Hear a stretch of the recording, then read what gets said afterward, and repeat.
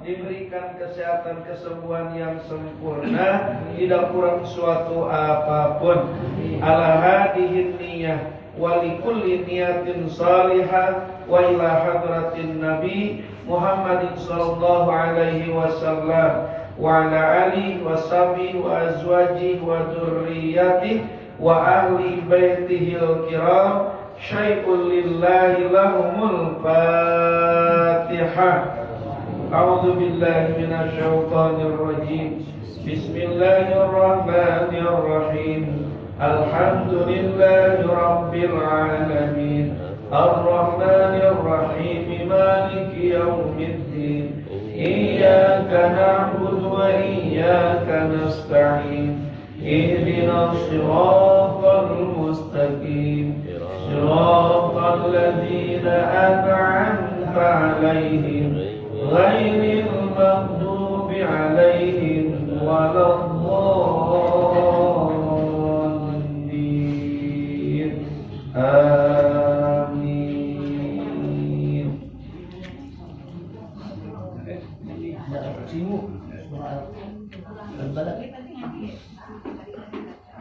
Bapak Ibu yang dirahmati Allah, kita akan melanjutkan kajian tafsir surah Al-Balad ayat 4 sekarang ya.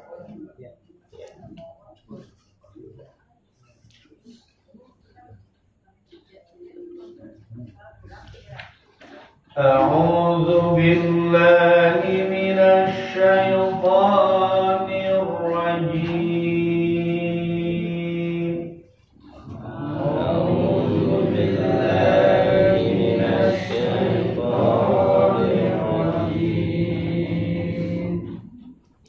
Bismillahirrahmanirrahim. Bismillahirrahmanirrahim. Laqad khalaqnal insana fi kabad. Laqad khalaqnal insana fi kabad. Laqad dal sukun wajib dipantulkan di saat membunyikannya karena masuk pada hukum qalqalah. Laqad qalqalahnya qalqalah kecil, jangan ditahan, jangan baca begini laqad, salah. Laqad, nah itu tanda qalqalah sughra itu mantulnya langsung, beda dengan qalqalah kubra yang ada di akhir, ditahan sedikit seperti fi kabad. Nah, ditahan. Laqad kha ujung tenggorokan kha. Laqad khalaqa qalqalah pula huruf qaf. Khalaqnal insana fi kabad. Tuh 2 3. Laqad khalaqnal insana fi kabad. Nah, kabad ditahan dulu baru mantul dilepas. Ini qalqalah kubra fi kabad. Coba bapak-bapak 2 3. Laqad khalaqnal insana fi kabad. Bu-ibu tuh 2 3. Laqad khalaqnal insana fi kabad. Khalaq kok dipantulkan. Barusan ada 5 orang ibu-ibu udah mantul. Khalaq khalaqna, khalaqna. Kopnya mantul, itu pun hukum qalqalah. Barusan 5 orang siapa tuh? Coba diulang. 1, 2, 3. Laqad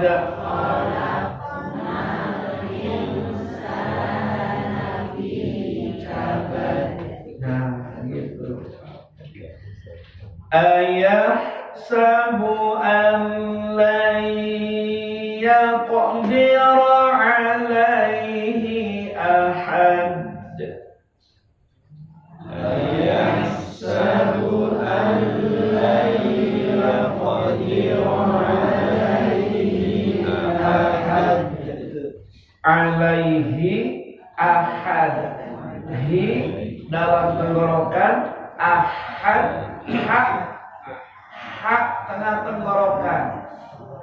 Ayah yah ha mulutnya dibuka, infitah namanya. Ada desak hamaz. Ayah sabu alai nun ketemu lam idgham bila masuk tanpa dan al, nunnya masuk ke lam al, kemudian nun sukun ketemu iya idgham bigun masuk dengan dan alai, nunnya masuk ke iya lai tapi pakai dengung 2 harokat. Ayah sabu alai. Jangan baca alai yaqo, salah, digunanya nggak ada. Ayah sabu alai yaqdira alaihi ahad. Tuh 2, 3. Ayah sabu alai yaqdira alaihi ahad. Yaqulu ahlaktu malan lubada. Yaqulu ahlaktu malan lubada. Yaqu qaf, jangan yaku tapi yaqu. Yaqulu dalam tenggorokan, lak kap mati dipecahkan. Lak tumalan lubada. Lam ada tanwin fathah ketemu lam idgham bila guna masuk tanpa dengung. Lubada ada tanwin fathah di akhir bacaan idgham hukumnya madiwan panjang 2 huruf lubada. Tuh 2, 3. Yaqulu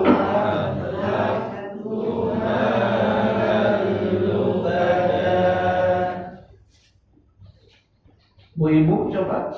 Tuh 2, 3. Yaqulu ahlaktu malan lubada.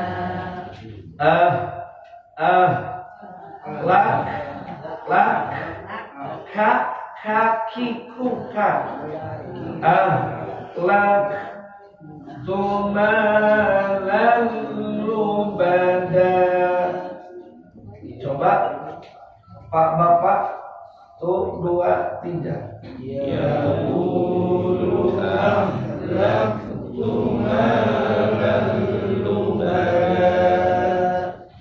Jangan tebal lak tuh, nanti bisa mantul ke kop.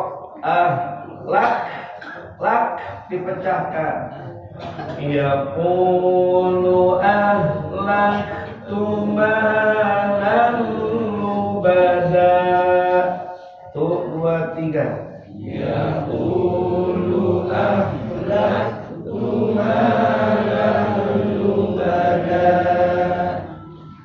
Ayahsabu an lam yarahu ahad. Ayahsabu an lam yarahu ahad.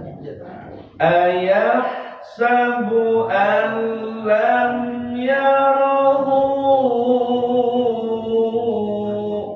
Panjang sampai 6 harokat.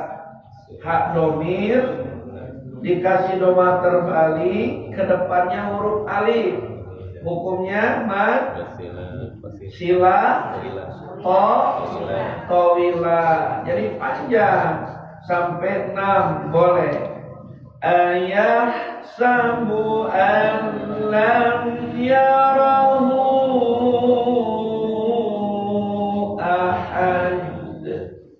Tuh 2, 3. Ayah sabu an lam yarahu ahad. Jadi kalau kita membaca daripada Al-Quran, kategori orang bisa baca Quran itu bukan lancar, bukan, tapi benar dalam melafalkan ayat-ayat Al-Quran tersebut sesuai dengan tajwidnya. Nah itu namanya bisa baca Quran. Kalau orang tua dulu mah kategori bisa baca Quran yang penting lancar, nggak diperhatikan gunahnya, kolkolahnya, panjang pendeknya nggak diperhatikan, yang penting lancar dah. Itu bisa. Bukan. Yang dikategorikan bisa baca Quran itu seseorang membaca Al-Quran sesuai dengan ilmu tajwidnya. Nah itu baru bisa baca Quran. Lancar nih baca Quran, tapi tajwidnya berantakan, belum bisa. Namanya baca Al-Quran. Maka kudu belajar. Belajar ilmu tajwid hukumnya fardu kifayah. Kalau sekampung se-RW 08 ini nggak ada yang belajar tajwid, dosa tuh sekampung. Dosa sekampung, Bu. Ada saja sekelompok seperti di Mushola Nurul Ilmi ini belajar. Jadi satu RW itu dosanya gugur. Jadi yang nggak ngaji pun tidak dapat dosa. Enak dong Ustadz, yang nggak ngaji dosa ini gugur sama kita. Nggak enak. Kenapa? Seyogianya satu RW itu ada 6.000 orang warga, ada 6.000 orang jiwa. Allah nyiapin 6.000 pahala. 6.000 pahala. Ternyata yang belajar tajwid itu hanya ada 20 atau 30 orang dalam satu RW tersebut.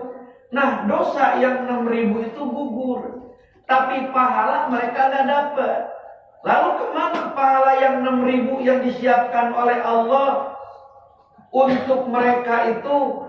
Diberikan semuanya kepada orang yang belajar tajwid. Orang-orang yang menggugurkan kewajiban. Tinggal bagi saja 6.000 pahala bagi 30 orang. Dapat berapa tuh? 200 pahala. Bayangkan. Enak yang gak ngaji apa enakan yang ngaji? Enakan yang ngaji.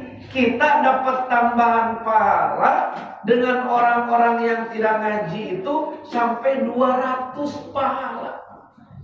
Dan itu akan ditimbang nanti. Itu akan menjadi kebaikan di yaumil akhirat. Makanya kita perlu bersyukur. Apalagi ini baru seminggu kita di tahun baru. Masa tidak ada perubahan untuk merubah hidup lebih baik. Karena Imam Ghazali mengatakan, orang yang hidupnya hari ini lebih baik dibandingkan dengan hari kemarin, itu orang yang beruntung.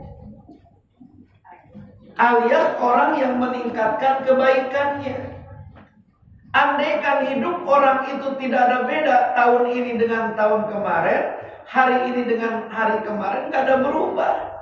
Tahun yang lalu gak pernah ngaji, dikasih umur di tahun yang baru tetap gak ngaji. Itu namanya rugi. Apalagi tahun kemarin rajin ngaji, dikasih umur masuk ke tahun yang baru malah berhenti ngaji. Itu orang yang celaka.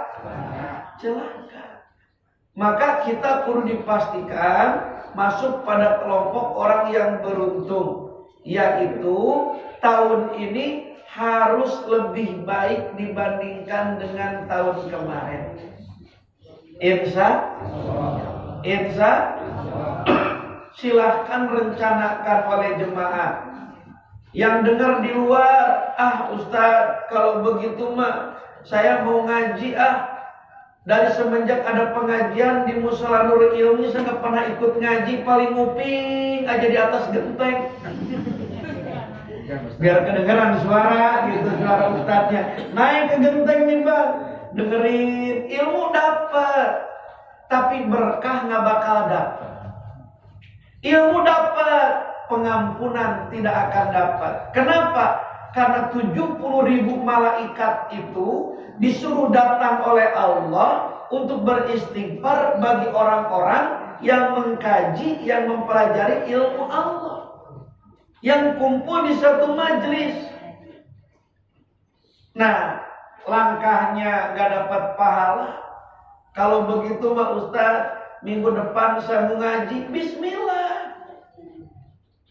Malu gak ya? Kenapa malu? Orang belajar kebaikan.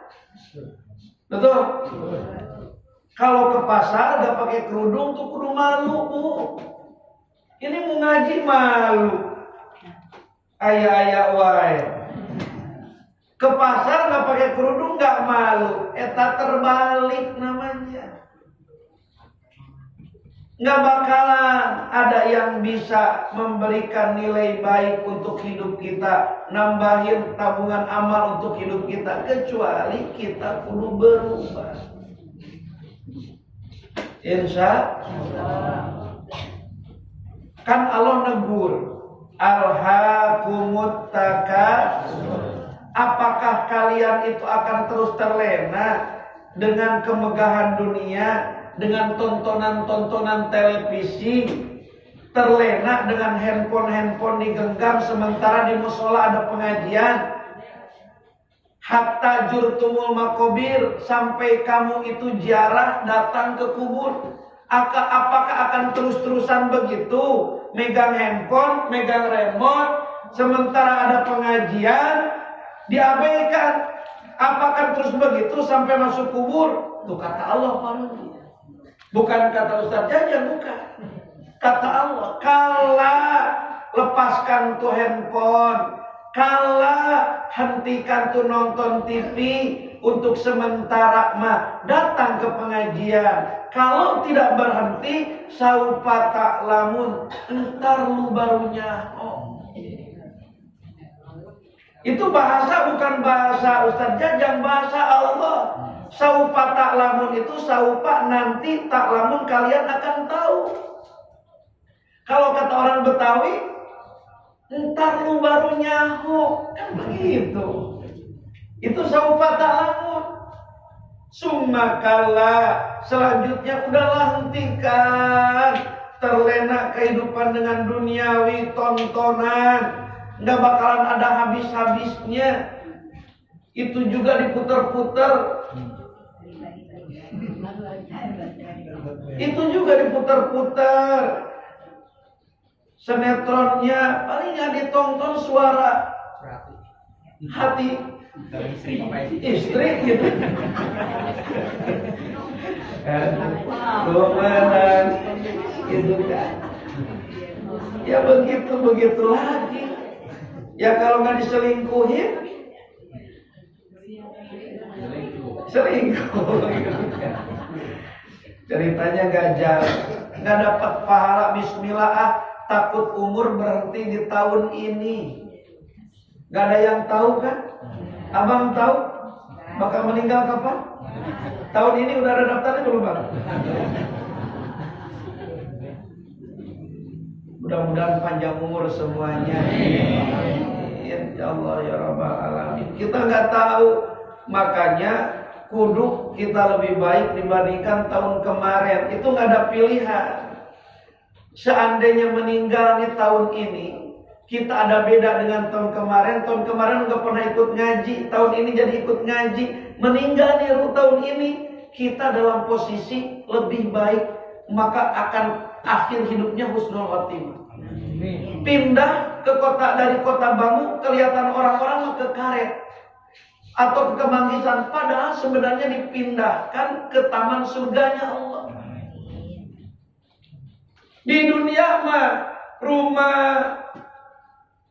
2 ke 3, 3 ke 3. Di alam kubur bangun di taman surga. Aduh, nikmat banget.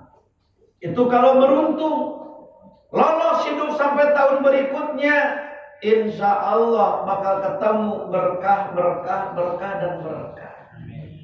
Catatannya apa? Kudu diusahakan tahun ini lebih baik dibandingkan dengan tahun kemarin.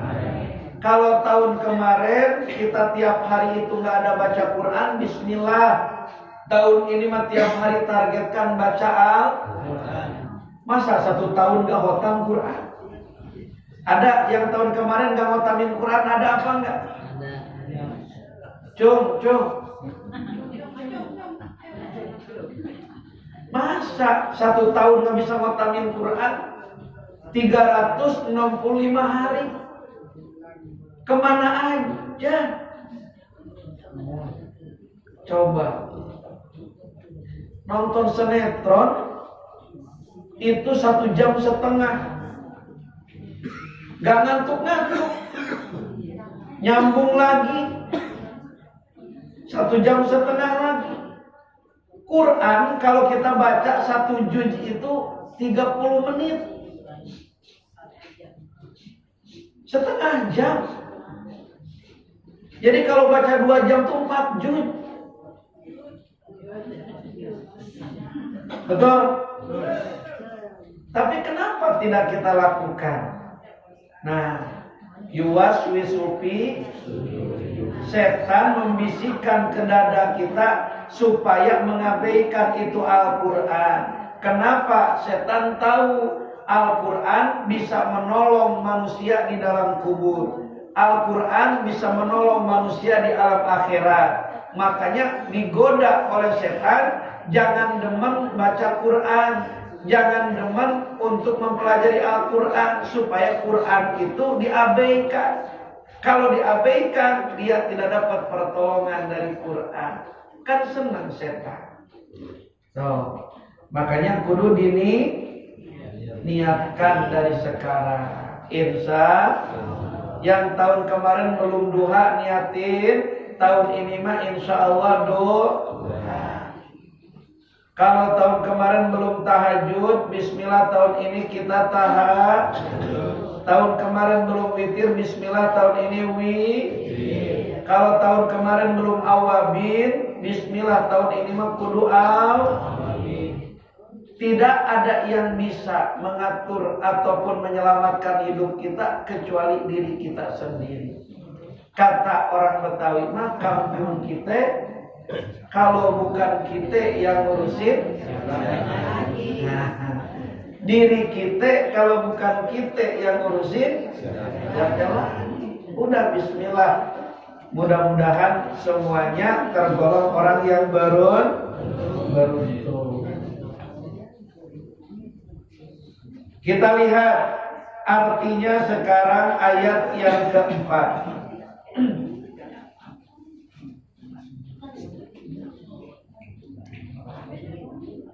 Atau dibaca artinya, Pak Isan. ayat keempat sampai ayat ketujuh. Artinya.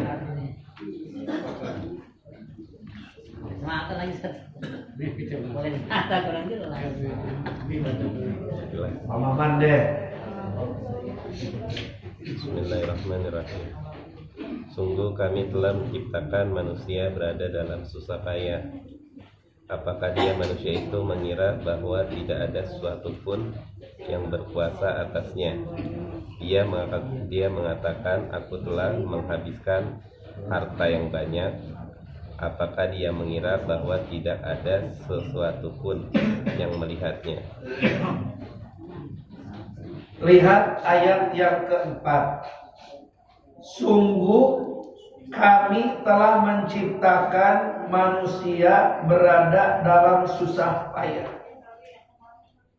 Bu,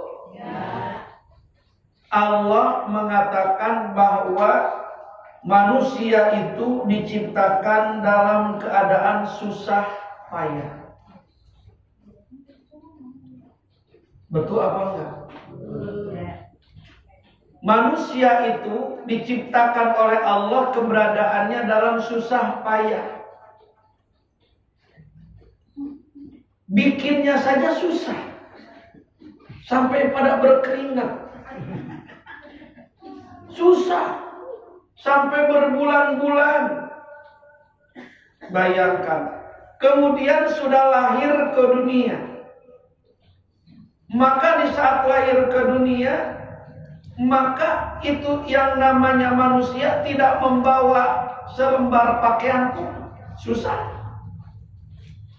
Orang yang gak punya pakaian selembar itu orang susah. Kita lahir itu susah. Barangkali Pak Rusli bawa pakaian satu setel pas lahir? Enggak kan?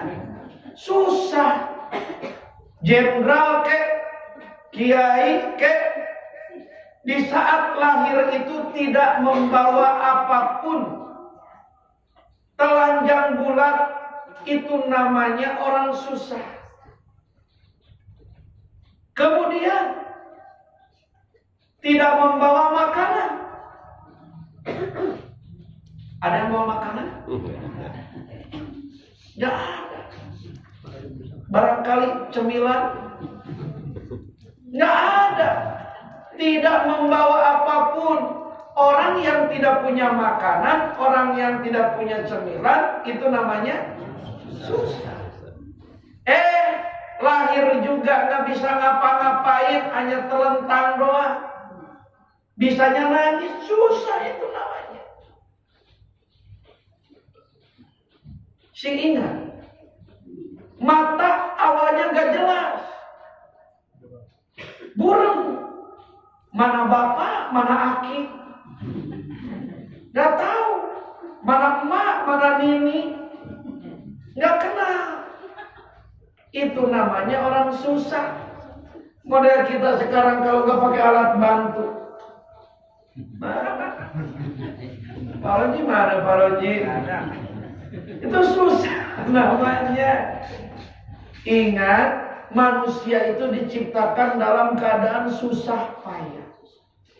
Tidak memiliki apapun, tidak membawa apapun, dan tidak bisa apapun. Wallahu yakhruju min butuni ummahatikum la ta'lamuna syai'an. Allah mengeluarkan kalian semua dari perut emak-emak kalian itu la ta'lamuna syai'an, dengan tidak mengetahui apapun. Susah kita dilahirkan. Tuh, lihat ayat yang kelima. Apakah dia manusia itu mengira bahwa tidak ada sesuatu pun yang berkuasa atasnya? Setelah diberikan hidupnya susah, ada di dunia itu diciptakan susah, tak punya pakaian, tak punya makanan, tidak punya kekuatan untuk jalan, tidak punya kekuatan untuk bicara, tidak punya kekuatan untuk melihat, tidak tahu ilmu. Kemudian Allah kasih. Nih, pakaian untuk menutupi tubuhmu. Nih, makanan aku berikan untuk isi perutmu. Nih, pandangan untuk dilihatkan kepada bapak ibumu. Nih, pendengaran untuk mendengar suara panggilan daripada ayah dan ibumu. Nih, langkah untuk kakimu bisa berjalan untuk berbakti kepada aku dan kepada kedua orang tuamu. Nih, ilmu. Oh, semua dikasih oleh Allah. Semua dikasih bimbing oleh Allah. Pahami saja. Dari mulai susah gak punya pakaian, kemudian dikasih pakaian oleh Allah, wasilahnya oleh emak, oleh bapak, udah ngabisin berapa setel sampai sekarang? Hah? Setel. Dari orang, nggak bakal bisa kehitung. Pahmi lahir nggak bawa beras, nggak bawa jagung, nggak bawa gandum.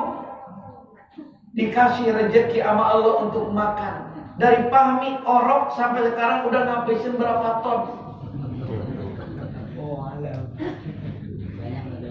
Banyak. Bapak nggak pernah ngitung, ibu nggak pernah ngitung. Itulah hebatnya orang tua. Memberikan apapun yang dimiliki, tidak pernah ada perhitungan lain dengan pemberian seorang anak kepada orang tuanya. Selalu ada perhitungan. Kan bulan lalu dikasih mas 1 juta. Kita masih ingat. Sudah ada begitu mas? Astagfirullahaladzim. Padahal mah orang tua rumah sudah habis berapa? Nggak pernah ada inget-inget, nggak pernah ada catatan itu jadi bagian kebaikan orang tua kepada anaknya. Yang penting anak bisa sekolah, yang penting anak bisa belajar tinggi sekolahnya, sukses. Belaan jual rumah yang luas, pindah ke rumah yang kecil. Nggak ada perhitungan. Di saat anaknya nangis, menyusu, ingin nyusu, belaan jual cincin untuk beli susu karena udah nggak ada uang tabungan. Dagangan gak laku karena corona. Cincin dijual, bayangkan. Di saat anaknya sudah sukses, anaknya sudah berhasil, ibunya sudah berbaring tidak berdaya, ayahnya sudah gemetaran kalau berjalan, telepon ke anaknya, "Nak,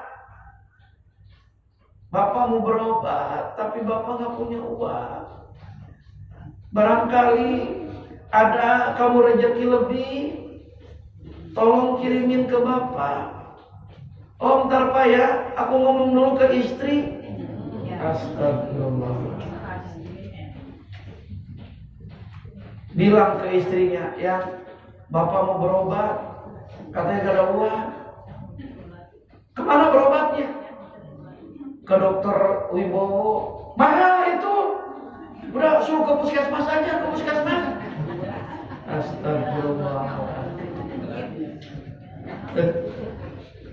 Nih, kita baca ayat yang kelima.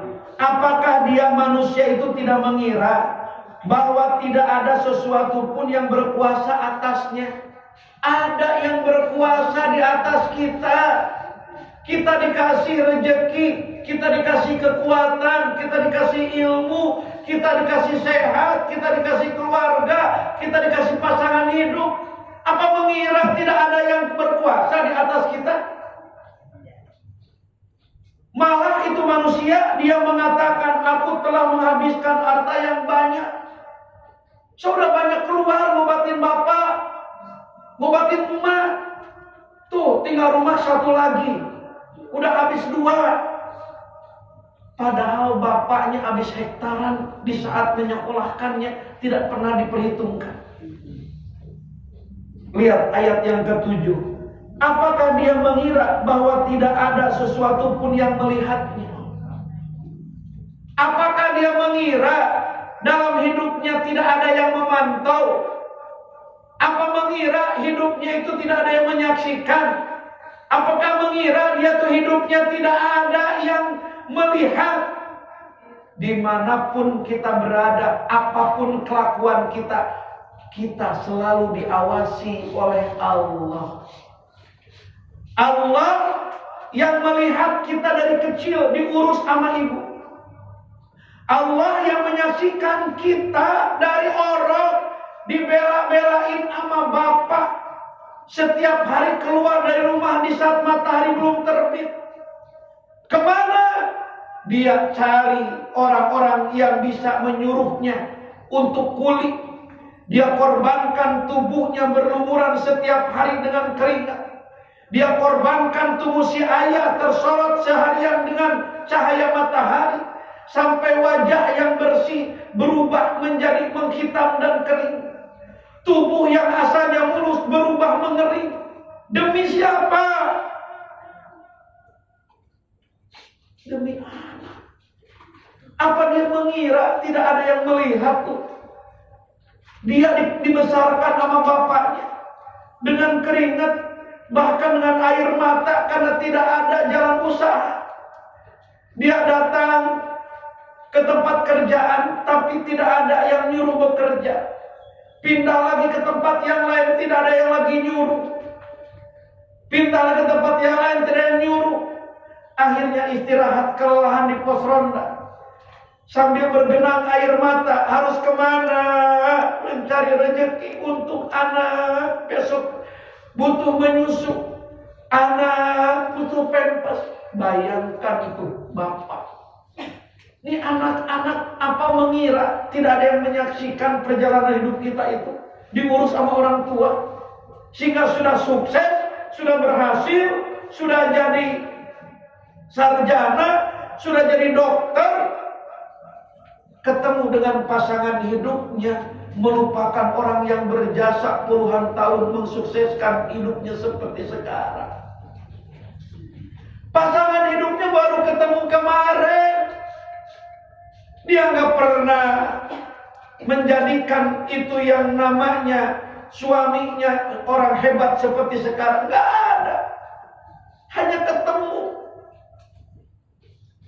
Yang besarin, yang gedein, yang memperjuangkan ibunya, bapaknya, sampai habis rumah. Sukseslah tuh si anak laki-laki menikah dengan anak perempuan.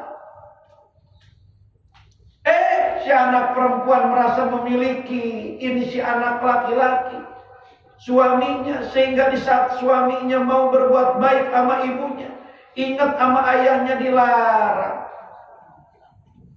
Sungguh amat terlalu. Nih, ini olok-olok dari Allah. Apakah dia mengira bahwa tidak ada sesuatu pun yang melihatnya?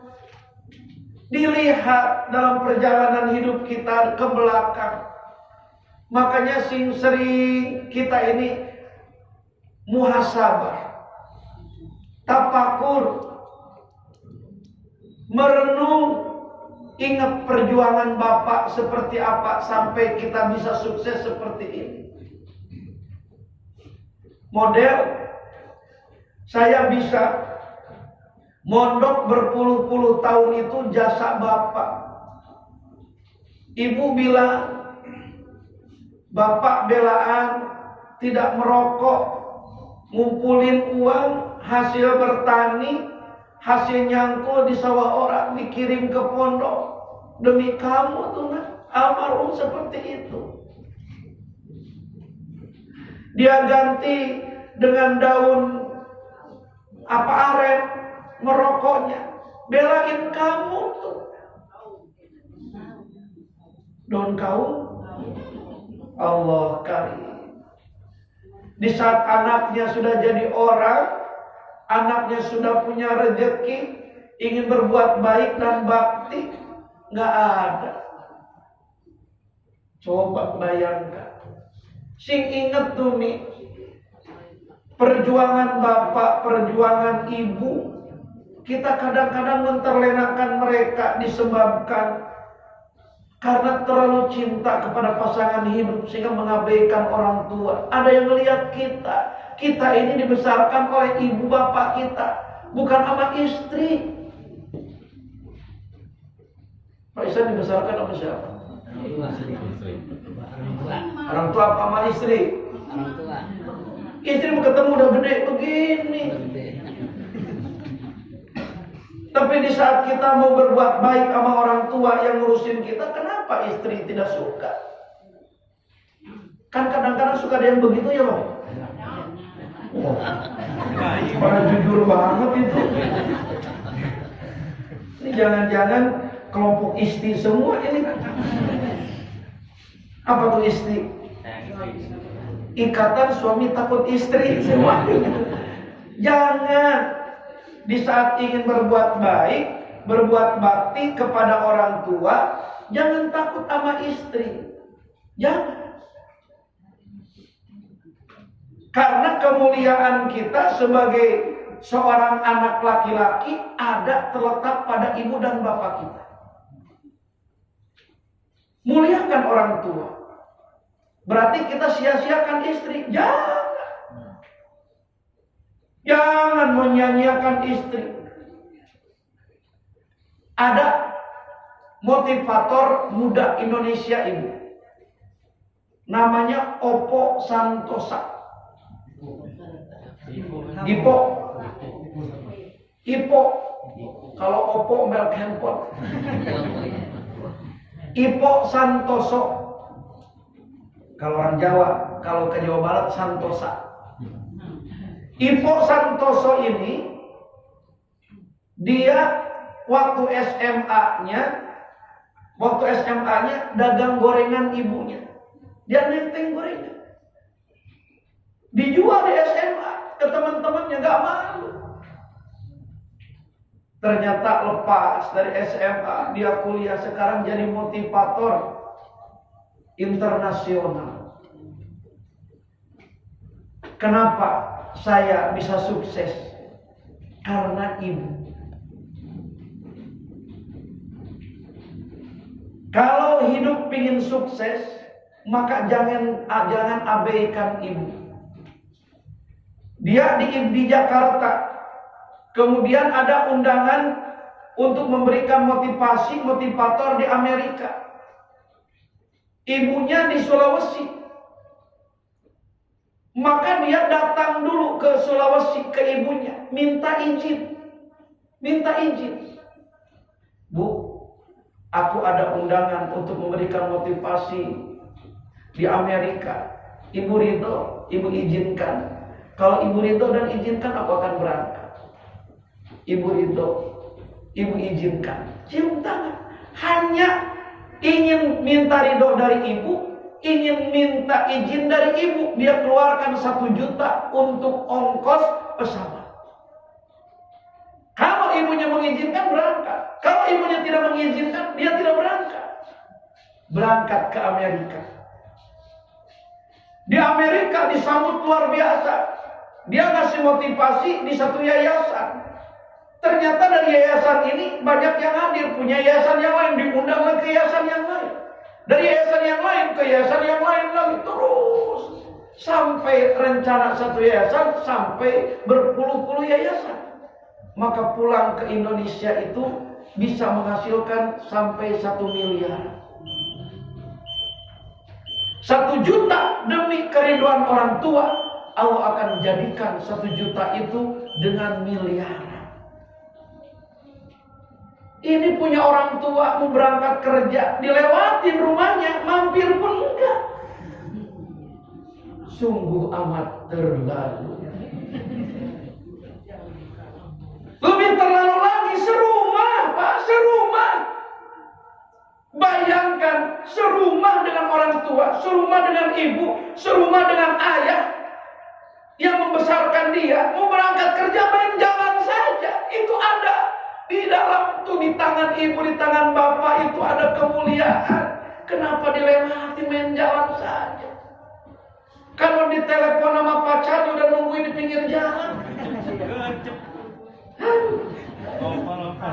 Nggak bakal berkah itu mah.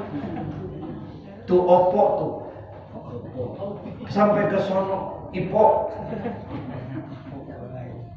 Kalau pingin sukses lagi, Kata Ipo tuh, milikilah dalam hidupmu 2 bidadari. Oh. 2 bidadari. Bukan 2 istri, bukan. Johan 2 istri. 2 bidadari. Bidadari yang satu itu akan jadi sayap kanan kita, dialah ibu. Bidadari yang satu akan jadi sayap kiri kita, yaitu istri. Maka seseorang akan bisa terbang kemanapun untuk menggapai keinginannya jika 2 orang ini mencintainya.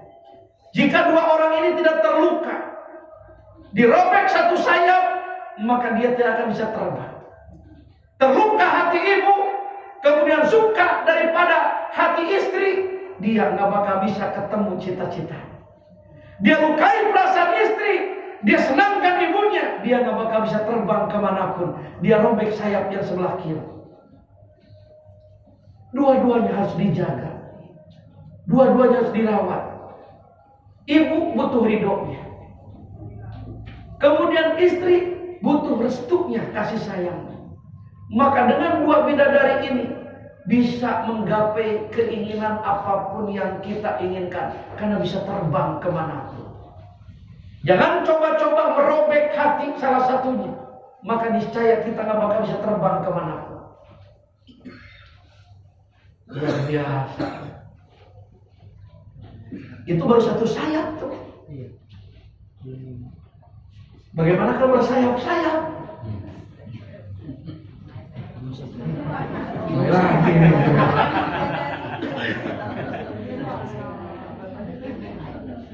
Makanya Heru sampai kapanpun bujangan nggak bakal ketahui hidup berkah, nggak bakal bisa terbang. Sayapnya baru sebelah, muliakan ibu, maju. Tapi banyak yang akan tertahan, banyak akan tertunda, belum punya sayap. Yang sebelah lagi, mau bagaimana terbang begini? Jatuh. Betul tak? 2 sayap. Maka ini 2 bidadari akan jadi sayap untuk seorang laki-laki. Ibu sayap kanan, istri sayap kiri. Jangan pernah merobek daripada salah satu sayap yang kanan dan kiri, karena tidak akan bisa menerbangkan kita dengan tujuan yang kita tuju. Jatuh kita. Maka kalau kita bisa muliakan ibu, kita bisa menyenangkan istri, nah inilah mulai kita akan bisa menggapai apa yang kita inginkan. Ini Allah tuh menciptakan manusia dalam keadaan susah payah, tapi manusianya nggak tahu diri. Setelah dihidupkan oleh Allah, dibekali dengan rezekinya, ilmunya, diurus sama orang tuanya, dia mengira tidak ada yang berkuasa di atasnya, merasa dia paling hebat, merasa dia paling terhormat. Dia katakan, aku seperti ini telah menghabiskan harta yang banyak.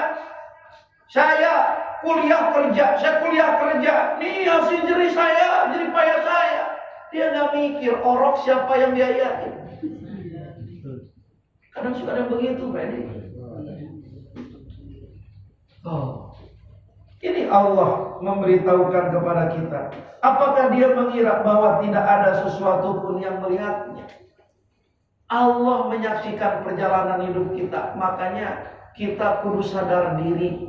Kita awal seperti apa. Tidak seperti sekarang kalau tanpa ada orang-orang yang berjasa dalam kehidupan kita. Betul? Maka ingatlah kepada mereka, orang-orang yang bisa menjadikan kita seperti sekarang ini. Setuju apa tidak? Ini Al-Balad namanya. Al-Balad. Maka Nabi dilahirkan di kota Mekah, meskipun sudah hijrah ke Madinah, tetap Nabi mengingat dari tanah kelahirannya kota Mekah. Balik lagi kan ke Mekah untuk memerdekakan Mekah. Begitu juga bu ibu yang punya kampung, jangan ninggalin kampung. Sukses di kampung orang, sementara di kampung sendiri Kita tidak ada manfaatnya sama sekali. Bikinlah sesuatu manfaat. Karena kita lahir menghirup nafas di kampung kita.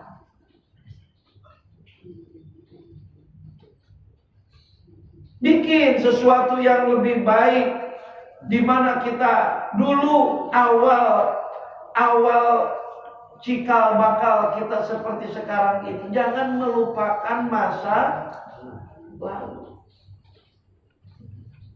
walaupun berbentrokan dengan lagu. Masa lalu, biarlah masa lalu. Biarlah masa lalu, gak usah diperhatikan, justru kudu diperhatikan. Jadi ini menyadarkan ayat ini bahwa kita itu diciptakan dalam keadaan dalam keadaan kemudian Allah memberikan segala-galanya untuk kita melalui wasilah orang tua. Maka ingat Allah, ingat orang, maka itulah orang yang akan selamat dunia sampai yaumil akhir. Orang ingat Allah doang, orang tua diabaikan, gak bakal selamat. Orang tua kepada orang tua bakti tapi gak bakti sama Allah, gak bakal selamat. Gak bakal bisa selamat. Kata Allah, uskuruli walidaika. Jika kau ingin berterima kasih kepada aku, maka berterima kasih dululah kepada ibu bapakmu. Gak bakal bisa pahami jadi orang yang taat kepada Allah, tapi sia-siakan ibu dan bapak, gak bakal dapat kemuliaan dari Allah. Atau sebaliknya, taat sama ibu bapak, tapi perintah Allah diabaikan, gak bakal ketemu bahagia. Jadi kita diciptakan susah, payah oleh Allah, kemudian diberikan rezeki, bekal melalui wasilah perjuangan orang tua. Maka ingat, di atas kita ada yang berkuasa, yaitu Allah. Di atas kita ada yang menyaksikan perjalanan hidup kita, yaitu Allah. Ingat akan masa lalu kita, bahwa kita dibesarkan oleh orang yang sangat berjasa dalam kehidupan kita, ibu dan bapak. Jangan pernah melupakan mereka sampai kapanpun. Ya, meskipun sudah menikah, jangan sampai melupakan daripada orang tua kita, karena itu merupakan kunci kebahagiaan kita sebagai hamba Allah dunia kubur sampai yaumil akhir. Ya. Jelas apa tidak? Jadi untuk awal kita mulia hidup, muliakan orang tua, kemudian muliakan kalau ingin kegapai apa yang kita inginkan, miliki dua bidadari, yaitu ibu dan istri. Jangan pernah melukai hati mereka, karena itu mereka itu sayap bagi kita. Insya Allah kalau dijaga, dirawat itu dua sayap, kita bisa terbang kemanapun sesuai dengan apa yang kita inginkan dan kita cita-cita. Amin. Amin. Ya Allah, ya Rabbal. Semoga anak-anak kita menjadi anak-anak yang sadar diri. Kemudian anak-anak yang tidak melupakan jati dirinya. Kudu baca dari surah Al-Balad supaya menyadari bahwa keberadaan awal susah payah seperti sekarang ada orang yang berjasa daripada kehidupannya orang tua dengan karunia Allah. Tinggal ayat yang ke-8, alam naj'allahu ainain. Shadaqallahul azim. Subhanakallahumma wa bihamdika asyhadu an la ilaha illa anta astaghfiruka wa atubu ilaik. Walhamdulillahi rabbil alamin. Assalamualaikum warahmatullahi wabarakatuh.